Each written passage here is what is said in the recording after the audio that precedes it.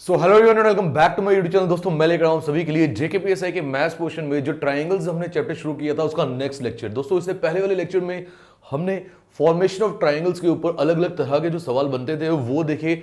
और मैं क्लियरली बता दूं आपको कि अगर फॉर्मेशन ऑफ ट्रायंगल में से कोई सवाल आएगा तो या वो उस लेक्चर से होगा या वो इस लेक्चर से होगा। और जितने भी इंपॉर्टेंट कॉन्सेप्ट्स रहेंगे फॉर्मेशन ऑफ ट्रायंगल के ऊपर इन दोनों लेक्चर्स के जरिए मैं आप तक पहुंचाने की कोशिश कर रहा हूं। दोस्तों मेरा नाम पंकज कपूर, आप देख रहे हैं मेरा यूट्यूब चैनल। लीजिए screenshot, then we will start.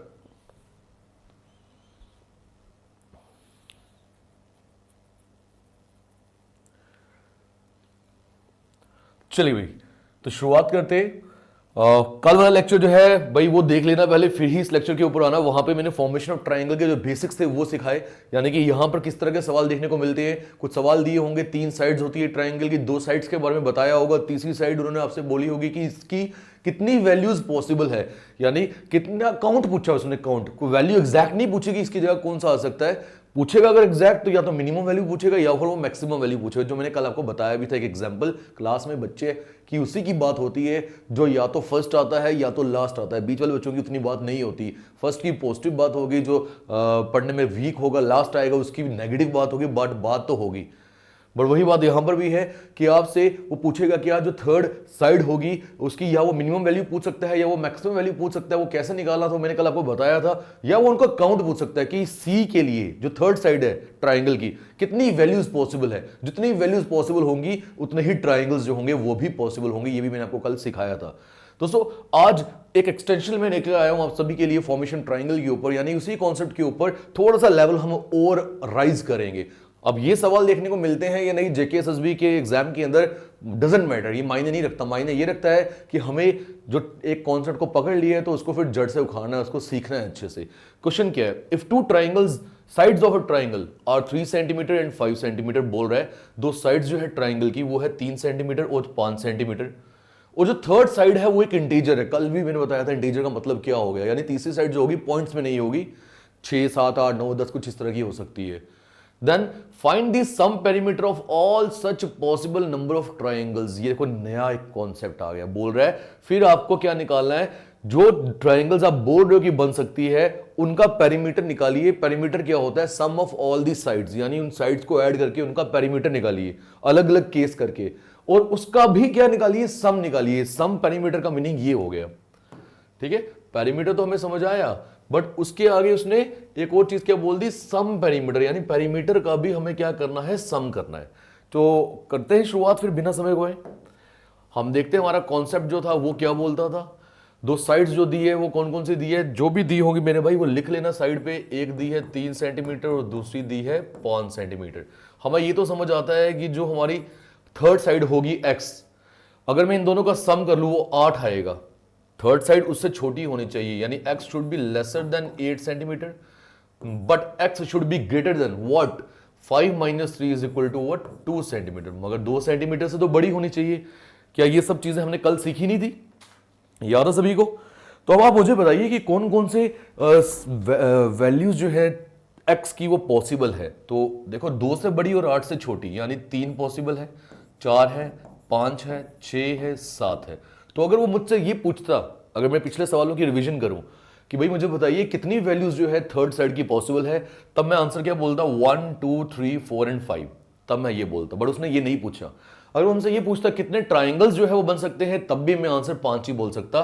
1, 2, 3, 4, 5 in sides का इस्तेमाल करके मैं 5 अलग अलग तरह के ट्राइंगल्स बना सकता हूं, ये भी समझ आता। बट उसने पूछ लिया sum perimeter of all such possible number of triangles, यानी अब हमें जितने भी ये पॉसिबल नंबर के ट्राइंगल बन रहे हैं उनका सम पेरीमीटर करना है। अब दोस्तों अब आपको समझना क्या होगा, हमें ये तो समझ आ रहा है ना कि ये 2 साइड्स तो रहेंगी ही रहेंगी, यानी ये 3, यहां पे लिखता हूं मैं, ये वाला कलर चेंज करना है, यहां पे लिखता हूं मैं ये वाला 3, और ये वाला 5 जो है ये तो रहेगा ही रहेगा। Again 3, 5, again 3, 5, then again 3, 5 and then again 3, 5। तो अगर मैं इन सबको ऐड करने की कोशिश करूं तो करते हैं पहले 3, 3, 6, 3, 9, 3, 12, 3, 15, 15 ये आ गया, उसमें जोड़िए 5, 10, 15, 20, 25, यहाँ 25 आएगा, और इन सबको भी ऐड कर लो, 7 और 3 10, 6 और 4 10, 10 और 10 कितना हो गया, 20 और 5 कितना हो गया, 25, तो ये 25 भी ऐड कर लो, यानी सबको अगर ऐड करूंगा 25 और 25 हो गया, 50 और 15 कितना हो गया मेरे पास 65, 65। तो this is what the examiner is asking us, यानी ये मिला मेरा क्या, सम पेरीमीटर। क्लियर हो गया।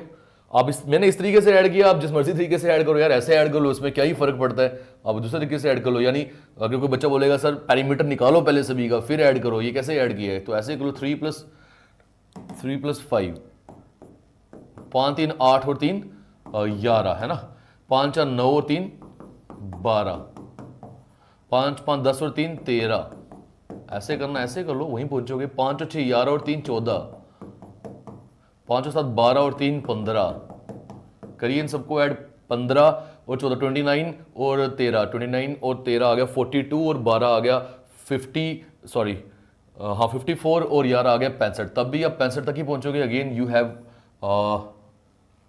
Find out what the sum perimeter of all these triangles.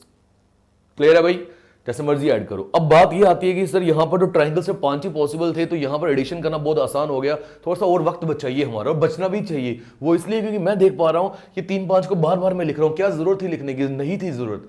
वो इसलिए भी नहीं थी क्योंकि मुझे पता है कि अगर मेरे को इसको दूसरे तरीके से करना हो तो मैं सीधा ये निकाल लेता हूं पहले कि कितने ट्राइंगल्स जो है वो पॉसिबल है। अब वो कैसे निकाला जाता है, मैंने आपको बोला था अगर आपने सीधा निकालना है तो 2 इंटू स्मॉलर साइड, क्या आपको याद है, -1 दिख रहा है, हाँ दिख रहा है, यानी 2 इंटू स्मॉलर साइड कौन सी है मेरे भाई, स्मॉलर साइड ये नहीं है, इनको मत उठा लेना गलती से, वो 3 है, तो 2 इंटू 3 -1 यानी 6 -1, यानी कितने ट्राइंगल्स पॉसिबल है, 5 ट्राइंगल्स पॉसिबल है। और मुझे ये भी पता है कि उन 5 ट्राइंगल में 3 सेंटीमीटर और 5 सेंटीमीटर की साइड, ये 2 साइड तो हर एक ट्राइंगल में होनी ही है, एक तीसरी साइड ही बदलती है। तो मैं क्यों ना ऐसा कर लूं सीधा, 5 + 3 कितना हो गया 8, 5 + 3 कितना हो गया 8, तो मैं सिंपल 8 ले लूं और उससे मल्टीप्लाई कर लूं किसके साथ, जितने भी नंबर ऑफ ट्राइंगल्स है, यानी 8 × 5। तो ये इन दो साइड्स का सम मैंने हर ट्राइंगल में कर लिया, और आएगा क्या हमारे पास, आएगा 40। और जो हमने अभी ये वाली साइड्स निकाली है, ये 3 4 5 6 7, इनको ऐड कर लूं, 7 और 6 13, 13 और 5 18, 18 और 4 22, 22 और 3 25, तो इसमें 25 अगर मैं ऐड कर लूं तो भी मुझे क्या मिलेगा मेरे भाई, 65 ही मिलेगा। Again we have reached where, वही जो उसने पूछा था हमसे, सम पेरीमीटर। उम्मीद करता हूं को समझ आया। वो इस केस में ये हो गया कि बार बार मुझे ये 3 और 5 लिखने की जरूरत नहीं पड़ी, ठीक है। सब इन्हीं को ऐड करना है, और मैंने इसके साथ प्लस कर दिया। किसके साथ प्लस किया, दोनों साइड को ऐड किया, 5 और 3 8, ये 8 सेंटीमीटर तो हर बार आएगा ही ना उन 5 ट्राइंगल्स में, तो 8 5 40, वो किया और उसमें ऐड कर लिया मैंने इनका सम। अब मैं आपको ये जो क्वेश्चन सेकंड आपके सामने लिखा हुआ है, इसको भी बेहतरीन तरीके से कुछ शॉर्टकट करके ही समझाता हूं। रीड करिए, देखिए क्या बोल रहे हैं। अब कोई भी डाउट अगर रहा है आपका पहले सवाल के ऊपर, दूसरे में वो क्लियर होना चाहिए। If 2 sides of triangle are, एक बोल रहा है 2 सेंटीमीटर है और दूसरी है 3 सेंटीमीटर, ठीक, and the third side is an integer, वो उसको हम एक्स रख लेते हैं, और वो हमें पता है कि वो साइड जो है वो छोटी होनी चाहिए, 3 + 2 5 सेंटीमीटर से, और बड़ी होनी चाहिए 3 - 2 यानी कि 1 सेंटीमीटर से। ये चीज क्लियर है हमें। Then find the sum perimeter of all such possible number of triangles, वही जितनी भी ट्राइंगल्स पॉसिबल है उनका क्या करो, पेरीमीटर निकालो और फिर सम करो। तो मैंने आपको क्या बोला, हम शॉर्टकट पहले लगाते हैं कि कितने ट्राइंगल्स पॉसिबल है, ट्राइंगल्स, तो 2 इंटू स्मॉलर साइड -1, यानी कि 2 मल्टीप्लाइड बाय स्मॉलर साइड क्या है 2 है, -1 यानी कि 4 - 1 = what 3।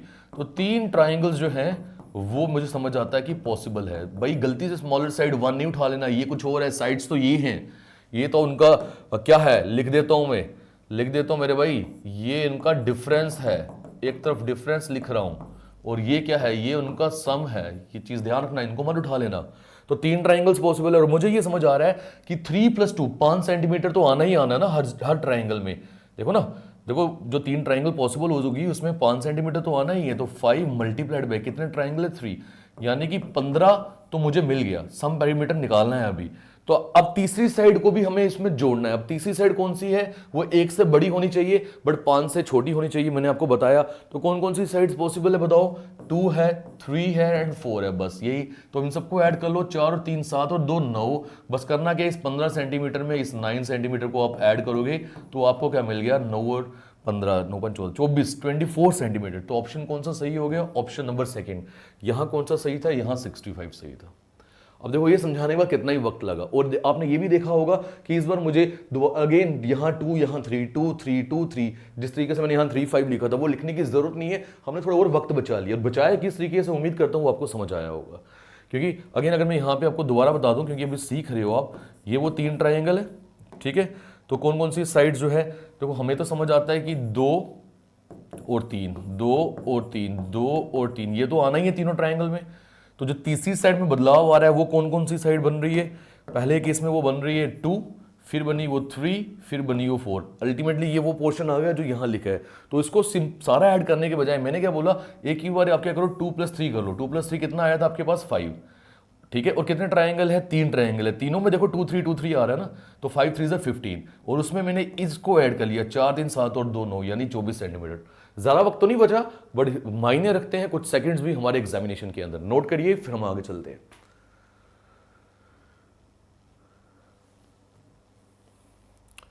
चलिए दोस्तों, एक कॉन्सेप्ट मैंने आपको वो सिखाया। अब अच्छा, ये एक इसी कॉन्सेप्ट के ऊपर सवाल है। कॉन्सेप्ट यही है, बट थोड़ा सा यहां पर आपको अलग इसलिए लगेगा क्योंकि नंबर्स बड़े हैं।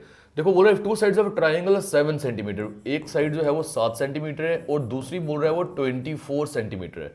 तो मुझे तो ये समझ आता है कि x की वैल्यू जो है वो छोटी होनी चाहिए इनके सम से, 24 और 7 यानी कि 31 सेंटीमीटर, बट वो बड़ी होनी चाहिए इनके डिफरेंस से। 24 और माइनस करूंगा 7 यानी कि 17 सेंटीमीटर। ये समझ आ रहा है आप सभी को? तो अब इसका मतलब कौन कौन सी वैल्यूज पॉसिबल है? 17 से बड़ी और 31 से छोटी। 17 से बड़ी यानी 18, 19, 20, 21, 100 चलूंगा, कहां तक चलूंगा? 30 सेंटीमीटर तक चलूंगा, ठीक। ये भी समझ आ गया।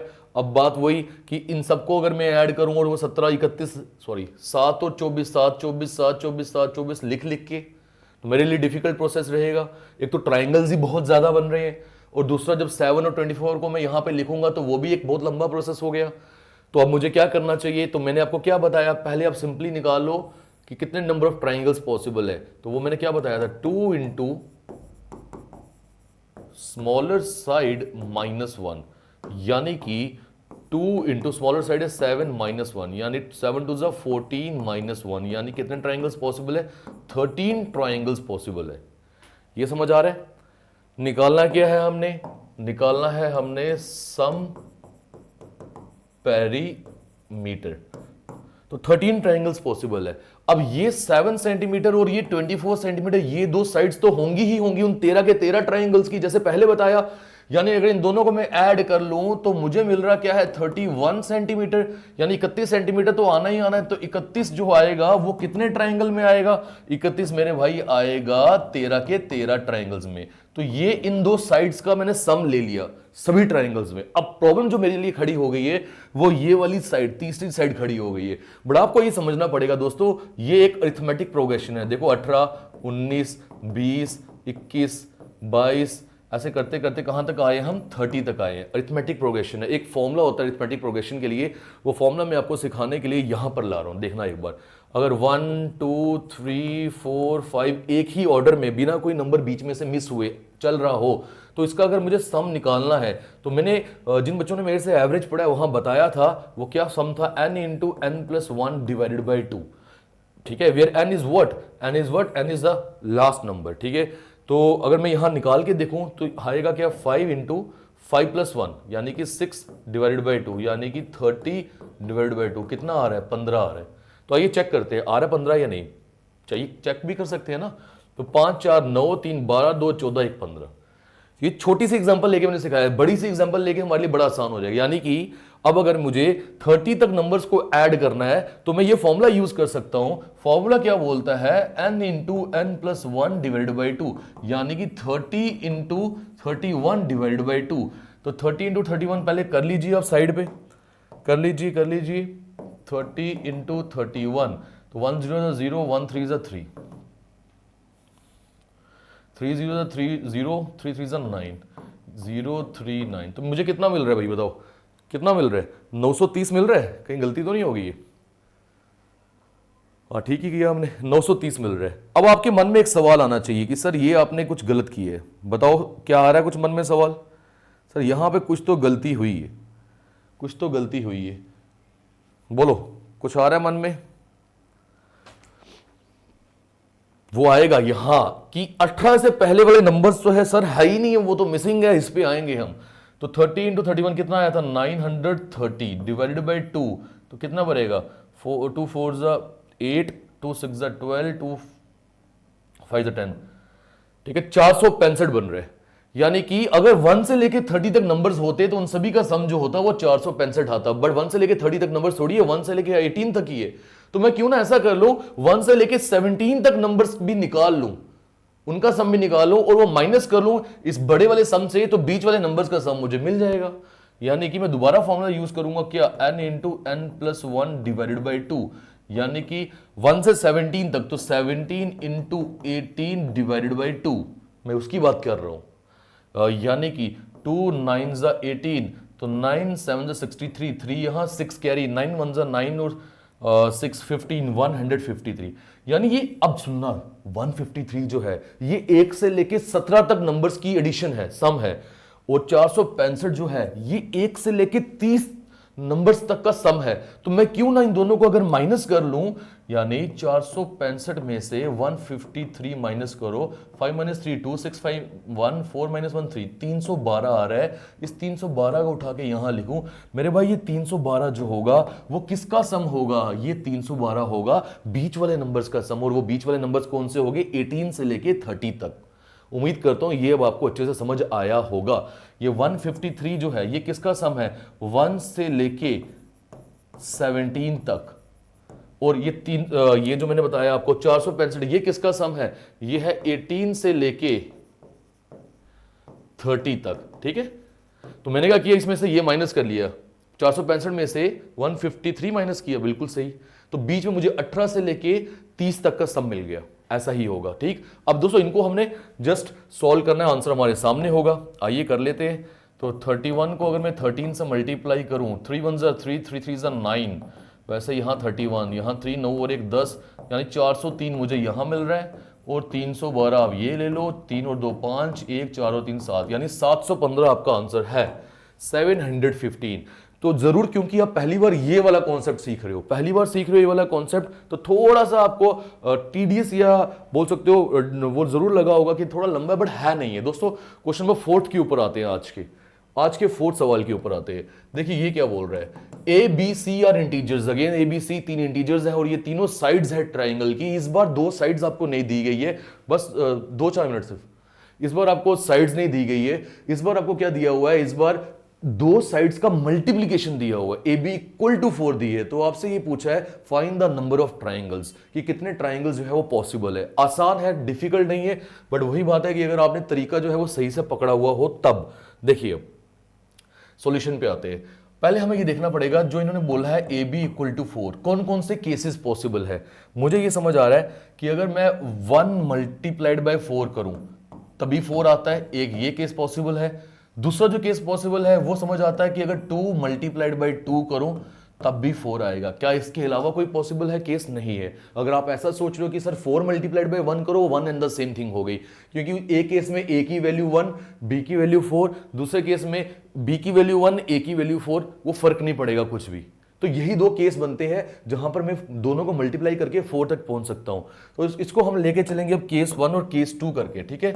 ये आ गया मेरे भाई case 1 and this is what, case 2। चलिए अब समझते हैं हम, यानी अब हमें यह समझना है कि एक केस में 1 साइड है, 4 साइड है और तीसरी x, दूसरे केस में 2 साइड है, 2 साइड है और तीसरी x। अब बताइए जब यहां पर हो तो कितने ट्राइंगल्स पॉसिबल है। इस बार आपको वो लिखने की जरूरत नहीं है जैसे हमने ये लिखा है, ये लिखने की जरूरत नहीं है, सीधा ही क्या सिर्फ कहा था मैंने, 2 इंटू स्मॉलर साइड -1। यहां भी क्या सिखाया था, 2 इंटू स्मॉलर साइड -1, यानी 2 इंटू 1 -1, यानी कि 2 -1 यानी कि 1। यहां एक ट्राइंगल पॉसिबल है, यहां 2 इंटू 2 -1 यानी कि 4 -1 3, सॉरी 4 -1 3 कैसे आ गया, 4 -1, यानी यहां कितने ट्राइंगल पॉसिबल है, यानी यहां है 3 ट्राइंगल पॉसिबल। वही बात आ गई मेरे भाई, एक ट्राइंगल यहां पॉसिबल था, 3 ट्राइंगल यहां पॉसिबल है, दोनों को ऐड किया आपने तो कितने ट्राइंगल पॉसिबल हो गए? 4 ट्राइंगल पॉसिबल हो गए। बस यही था, सिर्फ यही केस बनाना है आपको। ठीक है दोस्तों, समझ आ गया? क्लियर है आपके सामने?